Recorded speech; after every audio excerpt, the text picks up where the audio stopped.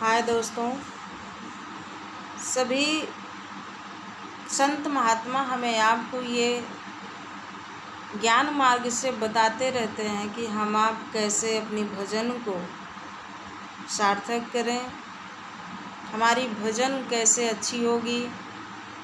हर संत हर साधक यही बताता रहता है। लेकिन यहाँ पर कुछ शब्द ऐसे हैं जो किसी शायर ने बड़ा सुंदर शब्दों में भी कहा है। कहते हैं कि पहली भजन क्या है, हमारी वाणी सुंदर होनी चाहिए, हमारे विचार सुंदर होने चाहिए, हमारे सुनने की जो आदत है वो अच्छी शब्दों को सुनने की आदत बनानी चाहिए। सुंदर दृश्यों को देखने की आंखें हैं, लेकिन हम ऐसा नहीं करते हैं। अंत में आदमी के साथ बड़ा बुरा होता है। क्या होता है, शायर ने किसी ने बड़ा सुंदर लिखा है कि ई जिभिया बड़ी बावली बोलहि ताल बिताल, अपुआ बोल के भीतर चली गई जूता खाए कपार। ये जीभ बड़ी बावली है, साधु है। बावली मतलब साधु। बोले ही ताल बेताल, अगर इसको संभाला नहीं गया, साधा नहीं गया, तो ये ताल बेताल ये अपने रास्ते से हट गई और गलत बोल दी। तो बोले ही ताल बेताल, अपना बोल के भीतर चली गई। ये तो साधु है, अंदर हो गई। कष्ट किसको मिला, दुख किसको मिला, शरीर को। जूता खाए कपार।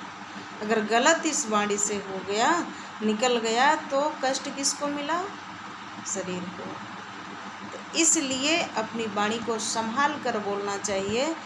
और वाणी को जिसने संभाल लिया उसको और ज़्यादा कष्ट करने की ज़रूरत नहीं है। कहते हैं कि आँख न मूंदो, कान न रूंधो, काया कष्ट न धारो, खुले नयने हंसी हंस पहचानो, सुंदर रूप निहारो, संतो सहज समाधि भली।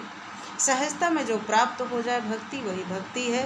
वो आज के कलयुग में बहुत तप त्याग करने की आवश्यकता किसी को नहीं है।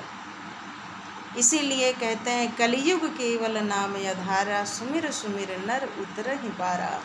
कलयुग में प्रभु का नाम ही आधार है। और अपने वाणी को, अपने विचारों को, अपने कानों को सुंदर जगह लगाइए, सुंदर शब्दों को सुनने में लगाइए। और इन नयनों को परमात्मा के माता पिता के दर्शन के लिए लगाइए। और इस नज़रों का ही खेल है। ये परमात्मा से लगी तो मोक्ष मिल गया, मुक्ति मिल गई। माता पिता के चरणों में लगी तो जिंदगी संभल गई।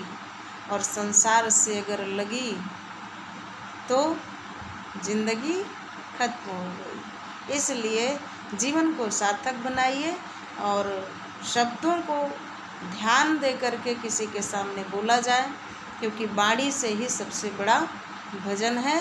वाणी को जिसने साधा है वो उसका सब कुछ सदा है। कहते हैं एक साधे सब सदे, सब साधे सब जाए, काम बिगाड़े अपना जग में हो फसाए।